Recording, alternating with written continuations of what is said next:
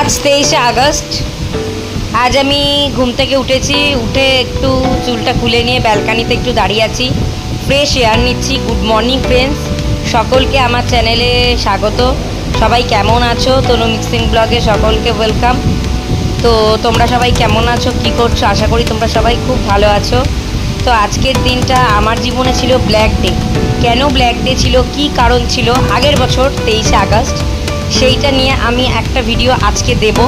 সেই ভিডিওটা আমি নেক্সট এটার পরে দেব, পোস্ট করব। তো আজকে আমি সকালবেলা উঠে পড়েছি, উঠে এই ফ্রিজ থেকে সবজিপাতিগুলো একটু বার করে নিচ্ছি, কি রান্না হবে সেইগুলো। সকালে উঠলেই তো রান্নারই ব্যাপার থাকে, রান্না বান্না করতে হয়। তো সেই রান্নার জিনিসপত্রগুলো, সরঞ্জামগুলো বার করে নিচ্ছি। এইবারে সেইগুলো বার করে নেওয়া হয়ে গেলে এইবার আস্তে আস্তে রান্নাঘরে চলে এসেছি। তো তারপরে এবার আস্তে আস্তে রান্না চাপিয়ে দেবো। আজকে ইচ্ছা আছে একটু সরু চালের ভাত করার। তো সরু চালের ভাত করতে গেলে প্রথমে চালটাকে আমি কি করি, ভিজিয়ে রাখি, আর জলটাকে ফুটিয়ে তারপর চালটাকে দিয়ে দিই, সেটাই করব। আর ডিম সেদ্ধ করব। আমার বড় অফিসে যাবে, এখন কারি করে তো দিতে পারবো না, সেদ্ধ করে দিচ্ছি আস্তে আস্তে। তো যাই হোক, তোমরা সঙ্গে থাকো, সাথে থাকো, দেখতে থাকো আমার ডেইলি ব্লগ, আমি কি করছি না করছি। আসলে সকালবেলায় প্রচণ্ড আমার তাড়াহুড়ো থাকে। আমার সকালবেলা একটু ভোরে করে উঠতে হয়, কেন ভোরবেলা আমার মেয়ে স্কুলে যায়। তো বর থাকলে ও মাঝে মাঝে টিফিনটা করে দেয়, আবার আমিও করে দিই। যাই হোক, আমি নিচে দিয়ে আসি, তারপরে ওর বাস আসে, ও যায়। তারপরে আমার বর ধরুন সবটা মানে ও মোটামুটি ভাত, একটু সবজি, ডাল, এগুলো সব মোটামুটি খেয়েই যায়। দুপুরের রান্নাটা আমি প্রায় সেরেই ফেলি। রাতের জন্য কিছু পদ আর কি শুধু থাকে, রাতেরটা আর রুটি করাটা, এই দুটো শুধু বাকি থাকে। কেন ও তো দুপুরে খেতে পারবে না, আমরা ভালো মন্দ খাবো, সেটা কেমন দেখায়। সেই জন্য যতটা পারি দুপুরের রান্না 9টার মধ্যে করে নেওয়ার চেষ্টা করি। তো যাই হোক, এবার আস্তে আস্তে করছি। আজকে সত্যি কথা বলতে আজকে আমার আগের বারও আজকের দিনে আমার খুব শরীর খারাপ করেছিল, আর আজকের দিনেও আজকে আমার খুব কোমরে ব্যথা করছে। আজকে থেকে না, কালকে রাত্রি থেকেই হচ্ছে কোমরে ব্যথাটা, হচ্ছে কেন হচ্ছে আমি বলতে পারবো না। তো যাই হোক, আমি এবারে ভাতগুলো চাপাবো, খুব কোমরে ব্যথা হচ্ছে। তোমরা প্রে করো ভগবানের কাছে যেন আমার কোমরে ব্যথাটা ভালো হয়ে যায়। হ্যাঁ, তবুও ব্যথা হোক, বেদনা হোক, একার সংসারে তো সবটা নিজেকেই করতে হয়, সেটা সবাই জানোই তোমরা। ওই জন্য নিজেই রান্নাবান্না তো করতেই হবে, যেহেতু রান্নার আমার লোক নেই। আগে ছিল রান্নার লোক, কিন্তু একটু এক্সারসাইজেরও দরকার। আমি বাইরে বেরোই না, সেই জন্য একটু এক্সারসাইজও হয়ে ওঠে না। তারপরে মেয়ের পড়া, টিউশন, এগুলো করে আমারও আর যোগা জিমের টাইম হয়ে ওঠে না। তো আমার ইচ্ছা আছে যোগা করার। আমি ডান্স করতাম আগে খুব সুন্দর, সেখানেও আমার এক্সারসাইজ হতো। সেই ডান্সটাও আর করা হয়ে ওঠে না। তো আমি চেষ্টা করব তোমাদের সাথে কিছু ডান্স শেয়ার করবার জন্য। তো যাই হোক, আজকে দেখতে থাকো আমার চ্যানেল। তারপরে বলো তোমাদের বর্ষাকাল কেমন কাটছে? এই তো চলে আসলো সামনে পুজোতে তো বেশ ভালোই মজা। কিন্তু এবছর পুজোটা আমার কাছে যে খুব একটা মজাদায়ক তা নয়। তার কারণ আমার শ্বশুরমশাই ছিলেন সিউড়ি, আমাদের তো শ্বশুরবাড়ি সিউড়ি, তো সিউড়ি বীরভূমের উনি দুর্গা মন্দিরের যে পুজোটা হয় সেখানকার উনি সেক্রেটারি ছিলেন। তো সেই জায়গা দিয়ে আজকে উনি চলে গেছেন, তো খুবই মনটা খারাপ। আর আমাদের এখানে বিবেকানন্দ সোসাইটি আছে, অবশ্যই আছে। তো এখানেও আমরা কোনো পুজোর কাজে কিছু হেল্প করতে পারবো না, তো ওই জন্য আমরা যাইনি। তো দিয়ে যাই হোক, তো তোমরা সঙ্গে থাকো, সাথে থাকো, দেখতে থাকো আমার চ্যানেল, আমার ব্লগ, আমি কি করছি সবটাই শেয়ার করছি তোমাদের সাথে। আশা করি তোমার আমাদের চ্যানেলটা খুব ভালো লাগবে। দেখো আস্তে আস্তে আমি এবারে সব ধোয়াধুয়ির পর্বগুলো, মানে কিছু না ধুয়ে করলে তো আর কি ভালো, মানে আমি সবটা একটু ধুয়ে করতেই পছন্দ করি। আর বলতে নেই, খুব সুবিধে আছে যে সামনের কাছে কল, সামনে ধরো মোটর ফটর রয়েছে, খুব সুবিধা। আর আমার বাপের বাড়িতে কি হয়, আমার বাপের বাড়িতে মানে অনেক কারণের জন্য আর কি মোটর ফটর নেওয়া হয়নি। তো জলের অভাব নেই, জল আছে, এমনি টাইম কল আছে। সব গিয়ে মানে জল তুলে রাখতে হয়, জল তুলেই কাজ করতে হয়। আমি এই দাঁতটা মাজি, এইটা মাজি, দাঁত কান্তিটা দিয়ে আমি দাঁত মাজি। খুব ভালো, তোমরা এই পেস্টটা ইউজ করতে পারো। আমি এই পেস্টটা ইউজ করি, আমার তো প্রচণ্ড ভালো লাগে। তো দাঁত মেজেও স্যাটিসফাই, এবং দাঁতেরও বলতে নেই কোনো সমস্যা হয় না। তো তোমাদের যদি দাঁতের কোনো সমস্যা থাকে, যাতে না হয় এটা আশা করো, তো এই পেস্টটা তোমরা ইউজ করো। খুব ভালো পেস্ট, খুব ভালো পেস্ট। তো আর আমি হাত দিয়েই দাঁত মাজাটা প্রেফার করি। অ্যাকচুয়ালি আমি ছোটোবেলায় আমাদের যেটা ছিল জানো তো, সেই লাল মাজন ছিল ছোটোবেলায়। সেই মা বলতো যে লাল মাজন, মা বাবা বলতো যে লাল মাজন দিয়ে দাঁত মাজ। সেই মাজতে মাজতে এমন অভ্যেস হয়ে গেছে যে আজকে বড় হয়ে গেছে, বিয়ে হয়ে গেছে, তবুও আমার সেই ব্রাশ দিয়ে দাঁত মাজা অভ্যেসটা একদমই নেই। তো দিয়ে যাই হোক, এখানে মোটামুটি হাতের কাছে সবটাই পেয়ে যাই মোটামুটি, কিন্তু সবটাই আছে। কিন্তু আমার বাপের বাড়িতে আর কি ওই জল তুলে মুখ ধুতে হয়, এরকম একটা সিস্টেম। সেটাও ভালো লাগে করতে, সেটা করতে তাও করি, সেটা করতেও ভালো লাগে, যেহেতু আমি ওইভাবেই বড় হয়েছি ছোটোবেলা থেকে। তো যাই হোক, এবার দেখো আমি আস্তে আস্তে সকালে কীভাবে কাজগুলো এগোই। এই যেগুলো দেখছো এগুলো বেশিরভাগ আমার মেয়ের খেলনা। আর তারপরে ওপরে যেটা দেখছো লাভ, ওটাও আমি কিনেছি। আর তারপর ওটা আমার গিফটে আমি পেয়েছিলাম, বার্থডে গিফট। তো যাই হোক, সকালবেলা আমি দরজাটা খুলেই রাখি, তার কারণ আমি আগেই বলেছি যত জানলা দরজা খুলে রাখবে তত ঘরে অক্সিজেন পাস করবে, আর যত জানলা দরজা বন্ধ করে রাখবে তত অক্সিজেন কম জ্বলবে, মানে কম পাস করবে। তো ওই জন্য আমি দরজা খুলে রাখারই চেষ্টা করি। তবুও আমাদের ঘরে প্রচণ্ড আর কি রোদ্দুরটা কমই ঢোকে, তার কারণ অপোজিটে বিল্ডিং উঠে গেছে যেহেতু, সেই জন্য আমাদের ঘরে রোদ্দুরটা কমই ঢোকে। দেখো ঘরের লাইটগুলো আমি আস্তে আস্তে বন্ধ করে দিচ্ছি, কেন প্রচুর টাকা লাইট বিল আসে, তো সেই জন্য লাইটটা বন্ধ করে দিচ্ছি। এই মাসে যেহেতু এসি চলেছে, এই 3 মাস অন্তর যে বিলটা আসে, তো অনেক টাকা বিল এসছে। তো আমি ওই জন্য যতটা পারা যায় সেভ করে চলাটাই বেটার। বেকার লাইটগুলো জ্বলছে না, জ্বালিয়ে তো লাভ নেই, কেন এসি চালাতেই হয় গরমে। যতই বর্ষা পড়ে যাক না কেন, একটা ভ্যাপসা একটা গরম কিন্তু থেকেই যায়। এই আমি একটু গল্প করছি, আর একটু খালি পেটে আমার জল খাওয়া অভ্যেস আছে, একটু জল খেয়ে নিচ্ছি। 2-3 ঢোক জল খেয়ে নিলাম। এই বোতলগুলো আমি কিনেছি, 80 টাকা করে দাম, তোমরাও কিনতে পারো। এবার একটু বিস্কুট খেয়ে নেবো, কেন খালি পেটে তো কাজ করা যায় না। আর আমার সকালে উঠে চা খাওয়ার অভ্যেসটা নেই, আমি একদমই চা খাই না। আমি একটু গ্রিন টি কোনো সময় খাই, আবার কোনো সময় আমি হরলিক্সটা আগে খেতাম, কিন্তু এখন আমার প্রচণ্ড গ্যাসের প্রবলেম যেহেতু, আমি সেহেতু হরলিক্সটা খাই না। তো গ্রিন টিটা খাই, গ্রিন টিটা আনা হয়নি বলে খাচ্ছি না। তো যাই হোক, এবারে চাটা খেয়ে নিলাম। গ্রিন টিটা তোমরা খুব খেতে পারো, আগেও দেখেছো, আমরা আগেও ব্লগে শেয়ার করেছি। এবারে মানে বিস্কুটটা খেয়ে নিলাম, বিস্কুট জল খেয়ে এবারে আস্তে আস্তে কাজের দিকে এগোবো। তবে আজকে আমার কাজের দিকে এগোতে খুব কষ্ট হচ্ছে। আমার বর বলছে যে তোমার কাজ করতে হবে না, তুমি শুধু আমাকে ভাত আর একটা কিছু সেদ্ধ ফেদ্ধ করে দাও, আমি টিফিন আজকে দিতে হবে না। কিন্তু তবুও মনটা মানতে চায় না যে না, ও টিফিন আবার কিনে খাবে, বাইরের খাবার, ও তো জিম করে, হেলথ কনসিয়াস, এবারে আবার বাইরের খাবারগুলো কিনে খাবে, তাতে আরও ওর শরীরটা খারাপ করবে। তো ওই জন্য যতটা পারি আমি করে দেওয়ারই চেষ্টা করি। যখন পারি না তখন, যখন একেবারেই হয় না তখন করতে পারি না।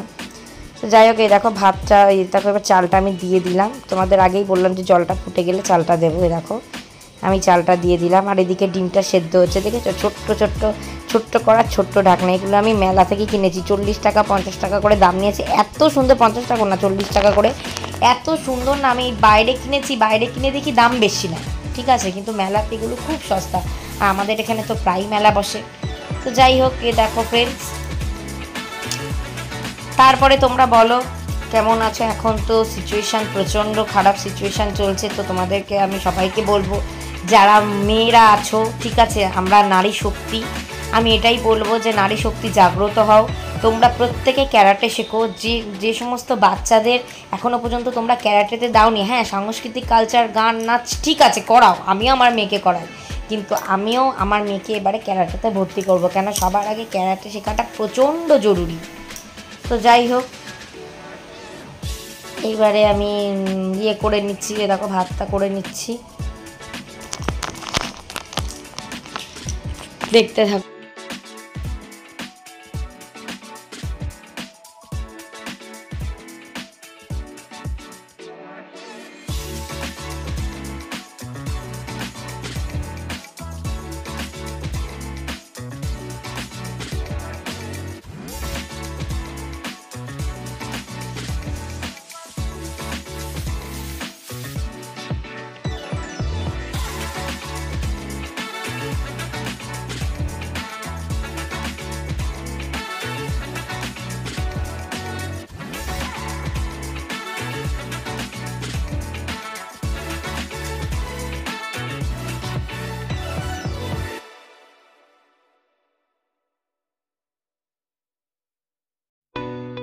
এবারে আস্তে আস্তে ভাতটা হচ্ছে, এবার একটু রুটিগুলোও করে নেবো, কেন ওকে আমি টিফিনে রুটিটাই দিই।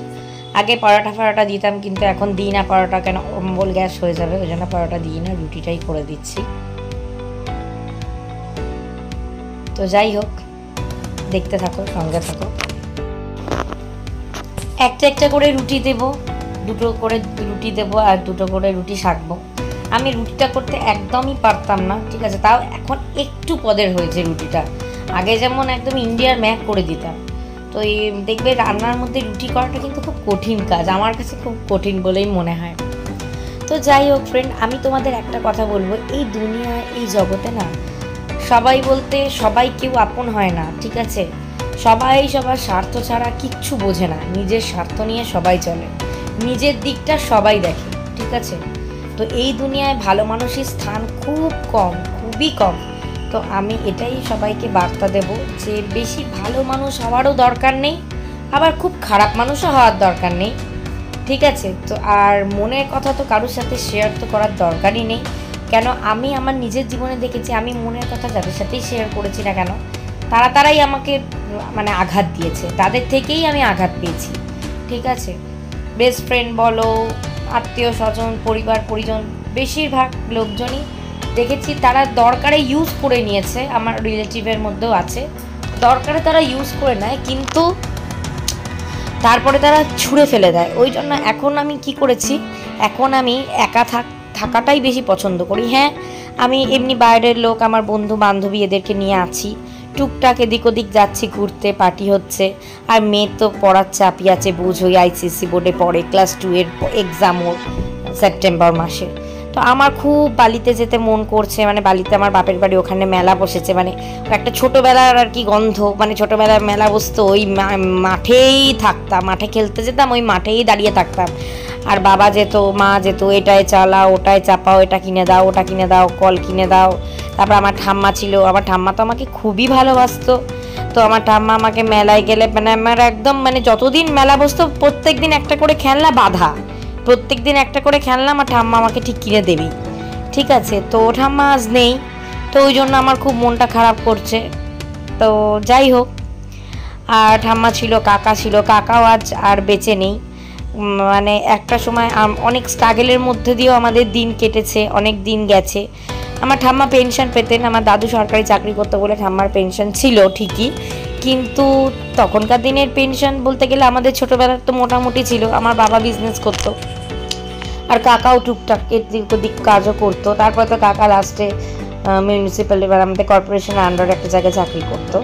তো আমার মনে পড়ে এই দিনের কথা, আমার এখনও মনে পড়ে, আমার কাকা মেলাতে সেই এগরোলের দোকান দিয়েছিল, যে বসে আছি আর ফালতু টাইম ওয়েস্ট করে তো লাভ নেই, তো একটা রোলের দোকান দিলেই হয়।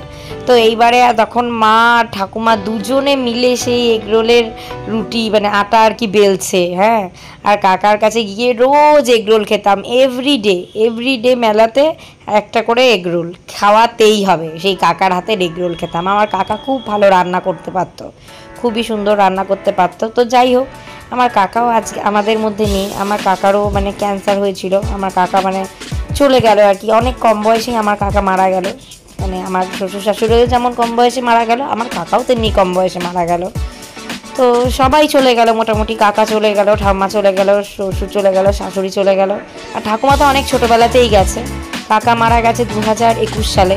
তো খুব মনটা খারাপ করে যখন ভাবি এই সমস্ত আমার ছোটোবেলা এইভাবে কেটেছে, এই সমস্ত স্মৃতি, তখন আমার কথা মানে চোখের মানে কোনা দিয়ে আর কি জলটাই বেরোয়। তো আমার বিয়েও দিয়েছিল আর কি কাকা, মানে আমি নিজে পছন্দ করে বিয়ে করেছিলাম, কিন্তু কাকাই সমস্ত দায়িত্ব মানে বাবা মা কাকার উপরেই ছেড়ে দিয়েছিল। তো যাই হোক, মানে আমার কাকার ভূমিকাও অনেক, আমাকে ছোটোবেলা থেকে মানুষ করেছে, অনেক ভূমিকা আছে কাকা ঠাকুমা, তারা যাই হোক, তাদের আমি ভগবানের কাছে কামনা করি তারা যেখানেই থাক তাদের আত্মার শান্তি পাক, তারা ভালো থাক। কিন্তু তারপরের জেনারেশন আমি দেখছি এখন বেশিরভাগই সব স্বার্থপর। সেই টাইমটা স্বার্থটা খুব কম ছিল, তখন স্বার্থপরতা জিনিসটা খুব কম হতো, কিন্তু এখনকার মানুষ প্রচণ্ড সেলফিশ। সে তুমি নিজের আত্মীয় স্বজন বলো, পরিবার পরিজন বলো, তখন আমরা দেখেছি আমরা কম টাকাতেও না হাসি খেলে মজা করে আমরা দিন কাটিয়েছি। এখন মানুষের টাকা থেকেও মানুষের শান্তি খুব কম জীবনে। তো যাই হোক, আমার মনে হয় যাদের টাকা মানে সবার, দেখো আমি এটা মানে কাউকে ছোট করছি না বা কাউকে বড় করছি না, আমি খুব একটা হাইফাই ঘর থেকে বিলং করি না, আমি একদম মিডিয়াম ক্লাস মধ্যবিত্ত ফ্যামিলিতে বিলং করি। আমার বাপের বাড়ি বলতে পারো নিম্ন মধ্যবিত্ত ফ্যামিলি থেকে আমি বিলং করেছি। তো আমার মনে হয় যতই তোমার পয়সা হোক না কেন, যতই তুমি যাই হও না কেন, মানুষকে মানুষ বলে জ্ঞান করার চেষ্টা করো। তো আমার এটাই মনে হয় অহংকার জিনিসটা রাখাটা একদম উচিত না, অহংকার জিনিসটা খুবই খারাপ। তো আজকালকার সমাজ হচ্ছে অন্যরকম, যতই টাকা থাক যতই পয়সা থাক নিজে নিজে একা একা থাকবো, নিজেরটা ছাড়া কারুরটা চিনবো না। যাই হোক, সেই অনেক দুঃখের কথা তোমাদের সাথে শেয়ার করলাম, বললামই আমাকে অনেকে আঘাত দিয়েছে, অনেকে অনেক স্বার্থ নিয়ে, আমার নিজের কাছের লোক তারা, ঠিক আছে, মানে আঘাত দিয়েছে, আমাকে কষ্ট দিয়েছে। তো আমি ওই জন্য একা থাকাটা প্রেফার করে নিয়েছি। তো আমার ইচ্ছা আছে আমি সেই সমস্ত মানুষজনের সাথে আর কোনো দিনও কথা বলবো না, এটা আমার খুব ইচ্ছা। তো আমি এবার নিজেরটা ছাড়া আমি আর সত্যি কারুরটা বুঝবো না। তো যাই হোক, তোমরা দেখতে থাকো, সঙ্গে থাকো, এটা আমার অভিজ্ঞতাতে আমি বললাম, আমি জানি না তোমাদের অভিজ্ঞতা কেমন কী হবে। আর আমি এটা বলবো যে প্রত্যেকটা মানুষেরই একটা হোম মেকারেরও যেমন কাজ যে ঘরটাকে সামলানো, তেমনি ধরো হোম মেকার হয়েও আবার অনেক মানে হোম মেকার তোমাকে হতেই হবে, তুমি চাকরি করো আর যাই করো। তো আজকে আমি আগে যখন চাকরি করতাম তখন আমাকে চাকরি রান্না করেই যেতে হতো চাকরি করতে। তো যাই হোক, এখন আমি চাকরিতে একটু স্টপ দিয়েছি, কারণ এখন বাড়িতে থাকার দেখার মতো কেউ নেই। তো যদি কোনো কাজ কোথাও পাই আবার চেষ্টায় আছি বেরোনোর, এখন দেখা যাক। স্কুলের জবটাই প্রেফার করছি বেশি। তো যাই হোক, এবারে দেখো তরকারি সমস্ত ফোড়নগুলো এবারে আমি দিয়ে দেবো। আমি যে এখন এত রান্না করি, আমি আগের কথা মানে মনে করলে ভাবি একটা সময় আমি কিছুই পারতাম না করতে। তো আমি যখন পেরেছি, তোমরা কেউ হতাশ হয়ে না, তোমরা দেখবে সবাই রান্না বান্না করতে পারবে। যারা মেয়েরা আছো, মেয়ে সন্তান ছেলে সন্তান, সবাইকেই বলবো আমি যে স্বাবলম্বী হওয়া দরকার, কিন্তু ছোটোবেলায় পড়াশোনাটা করো, রান্না বান্না শেখার টাইম সব সময়ই আছে। তো একটা জিনিস কি, আমার মেয়ে খুবই কাজের মেয়ে, খুবই ভালো মেয়ে, কিন্তু পড়াশোনাটা করতে গেলে ওর একটু মাথা গরম হয়ে যায়। যাই হোক, এই দেখো আমি সমস্ত তরকারি আর কি ফোড়নটা দিয়ে দিচ্ছি আর কি, দিয়ে ভালো করে ভেজে নেব, দিয়ে জল দিয়ে একটু ভালো করে এটাকে সেদ্ধ করে নেব।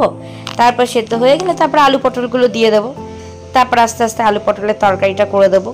তো তোমরা আমার ভিডিও দেখতে থাকো, প্রচুর লাইক করো, শেয়ার করো, সাবস্ক্রাইব করো। আমি আরও শিক্ষামূলক ভিডিও এবার তোমাদের সাথে শেয়ার করব, কিন্তু সেটা দেখার জন্য আমার 500 সাবস্ক্রাইবার চাই, ঠিক আছে? আমার 500 সাবস্ক্রাইবার হলে আমি শিক্ষামূলক ভিডিও তোমাদের সাথে শেয়ার করব, যেটা তোমাদের কাজে দেবে। আমি যা ট্রেনিং করেছি সেগুলোও তোমাদের সাথে শেয়ার করব। যাই হোক, আজকের মতো এই পর্যন্তই। তোমরা সঙ্গে থাকো, সাথে থাকো, দেখতে থাকো আমার চ্যানেল, এবং আশা করি তোমরা সবাই খুব সুস্থ থাকবে, সুস্থ থাকো। আবার আমি আজকেই আসবো একটা নতুন ব্লগ নিয়ে, নতুন জিনিস নিয়ে। অনেকেরই হয়তো সেই জিনিসটা জানা নেই, তো সেই জিনিসটা নিয়ে, সেই ব্লগটা নিয়ে আমি আসবো বিকেলবেলা কি সন্ধ্যাবেলার দিকে আমি ব্লগটা স্টার্ট করব। তো এখনকার জন্য চলো টাটা, বাই। সঙ্গে থাকো, সাথে থাকো, দেখতে থাকো, ভিডিওটা পুরো কমপ্লিট করেই তারপরে যেও আবার নতুন ভিডিওর জন্য ওয়েট করো। বাই।